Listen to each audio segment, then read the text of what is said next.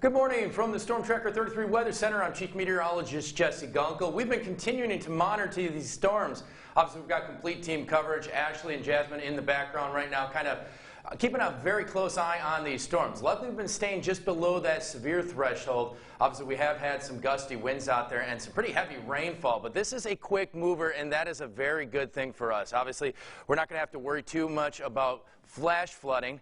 And these storms are obviously trucking their way quickly towards the northeast. Take a look at your Doppler radar right now, and I just want to show you a full scan out there.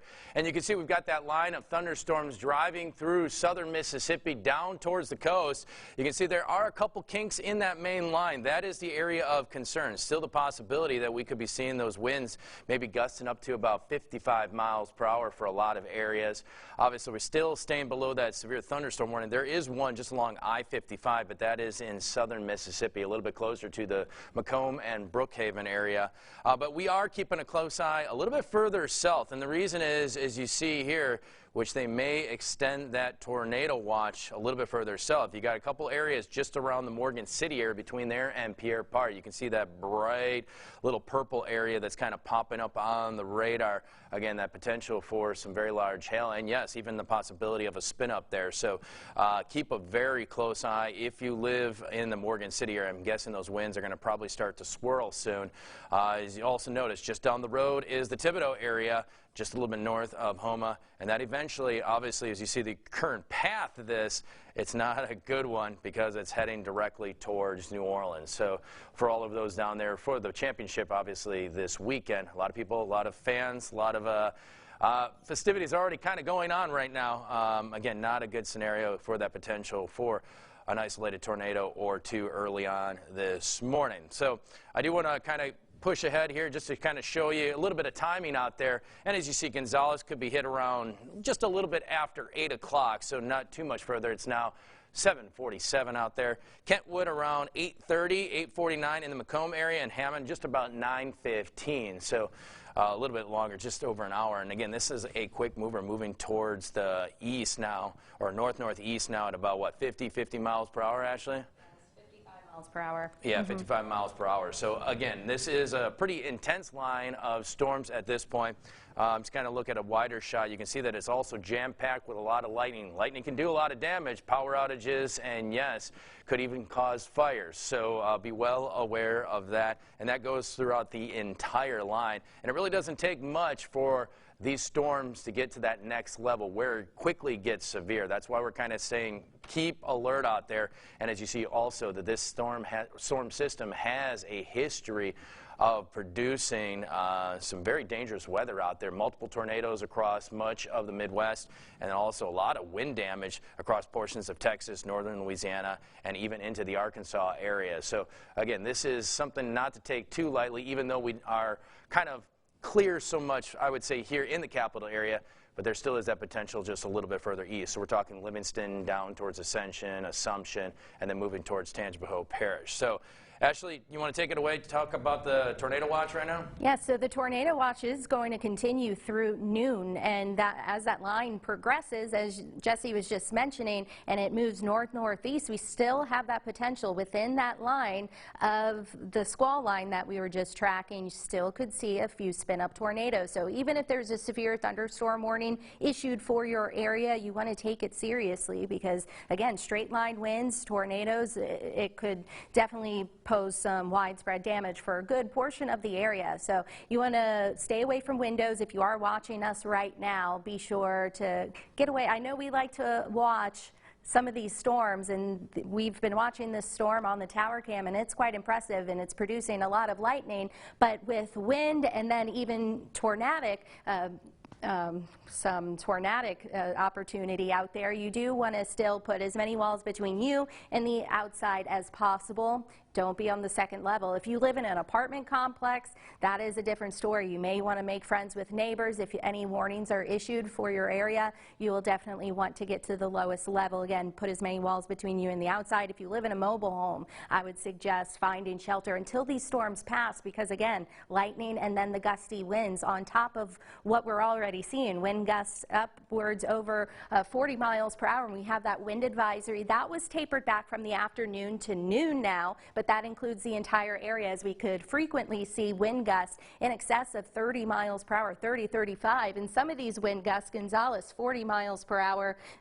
So that is sustained for pretty much for some areas, not sustained, more of a wind gust, but still recorded in Gonzales, Baton Rouge 29. So as it begins to move from west to east, the winds will begin to relax a little bit, and this will be out of here, but we may be dealing with some of the moisture behind the initial line of showers and storms. So we're not completely done with the rain, even though the leading edge is starting to near closer and closer to I-55. We're still dealing with some moisture behind that line. So as we head into the afternoon, that's when we'll start to see some nice clearing. Temperatures will drop as well. Running through the Futurecast, I think this paints the picture quite perfectly. As you can see, I-55 around 9 o'clock, and then Gonzales, and temperatures behind that will continue to drop as we head into around 11:30 lunchtime. It's starting to track a little more closer to Slidell and the Mississippi Gulf Coast, but few showers will continue to be possible into, I would say, around noontime or so, and then by the afternoon, still expecting some nicer conditions. It may still be a bit breezy. Temperatures, though, will be nice in the 60s, but until then, we still have that tornado watch. And again, as this progresses more eastward, just like Jesse said, I do think it's starting to fire up a little more when we saw the latest run of the radar. If you want to talk a little bit about that. Actually, I do want to point out, we're talking about more so that area south of actually I-10 now. Again, earlier we were kind of outlining areas north of I-12, the north of the I-10, I-12 corridor. Well, everything has kind of shifted focus a little bit further south. So now we're actually talking New Orleans, LaPlace, areas further south, down towards Houma. We're talking towards the mouth of the Mississippi, and then eventually pushing up through the Slidell area, possibly clipping the North Shore at this point. So I think this is going to regroup a little bit down road and downstream, obviously on the other side, the east side of I-55. And that, fortunately, is actually good for us because, again, we're going to see a lot of these storms kind of skip our viewing area. We're just kind of getting through some of that rain right now. Still some of those gusty winds, but for friends or family that you have in the area, obviously a lot of people have left early to get down to New Orleans to kind of beat all the traffic, beat all the chaos down there. Well, they're going to wake up to some pretty strong thunderstorms out there. So I think a lot of the festivities are kind of holding off until the afternoon hours, concerts and whatnot. So I think the main takeaway there is, again, also they need to be on high alert because, again, we're kind of watching a couple of those areas. It pulsed a little bit, and you'll see it a little bit closer as I zoom in. You can see kind of that cell just around the Morgan City area. It went from that purple back down to a dark or a burgundy. Well, again, that's a good sign. That sign, it kind of shows that that cell is kind of weakening and falling apart. Still very strong, but it's not as strong as it once was. And that's going to be the situation, too, because, again, along that leading edge, we're going to kind of watch a lot of those areas kind of quickly spin up. So you can see kind of marching here from basically southwest all the way to northeast, just north of Morgan City, kind of collapsing a little bit, heading towards the Thibodaux area. But we've got all these kind of little areas, those little kinks, those areas that can kind of bow out from this main line. That's where you have to see those areas start to spin up and kind of rotate a little bit. So Gonzales right now, you guys are kind of under the gun. Ascension Parish, kind of moving into the, obviously, Prairieville, Santa Ma area, moving eventually into, I would say, the Port Vincent area probably within the next 15 minutes or so. We'll kind of jump a little bit further north, and just to show you that a lot of those storms are also driving right through Denham Springs as we currently speak, and that's also kind of moving quickly into the Walker area.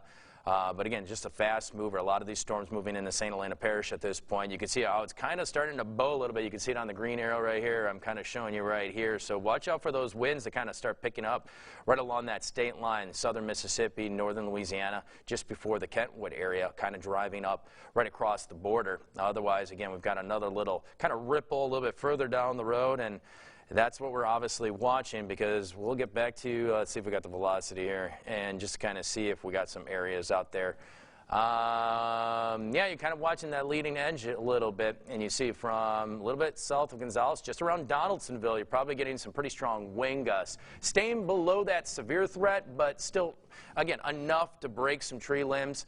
Some tree limbs could, the odds are that it could fall on a power line. So just know that. So you could be seeing some power outages for a lot of areas. Luckily for us, I don't think we've had too much in the way of power outages in our viewing area. So that's pretty good out there. We're going to, I think, kind of wrap this up shortly just to show you that, again, no severe thunderstorm warnings quite yet. Obviously, we kind of lucked out keeping it below that severe threshold, but there still is that potential that we may see one or two before this whole system kind of moves out of our viewing area. So still at least until about 10, 11 o'clock today, still be on high alert for the possibility of more weather. And again, if anything is warranted or needed, or again, if we have to get back in to give you the very latest, we will do so throughout the morning hours and into early afternoon. Again, we've got complete team coverage. We've got Ashley monitoring the Doppler radar. We've got Jasmine back here monitoring social media. So if you have any questions or concerns also, please let us know. You can go to brproud.com. You can send us an email if you have some